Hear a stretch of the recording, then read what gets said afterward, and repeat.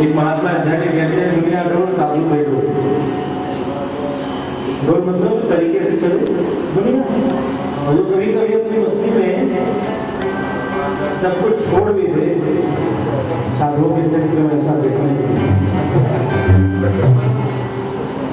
कथाक्रम में श्री राधिका जी को बोलने चलेंगे तो पता नहीं कहाँ मिले कहाँ न मिले, बहुत सारे।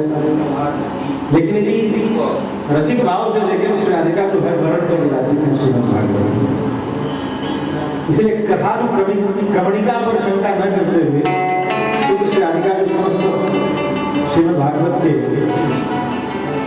तेने वाणी मूर्ति प्रत्यक्षा बुद्धे हरि, यदि वो अक्षर अक्षर ब्रह्म परमात्मा है, गिरा अरब बीच सम करिए यदि ये शब्द कृष्ण है तो उसके भाव श्री राधिका।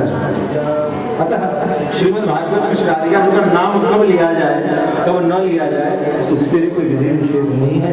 कथा क्रमण पर चर्चा न करते हुए आइए श्री राधिका जी के दरबार में हम सभी संकीर्तन करते हुए मैया क्या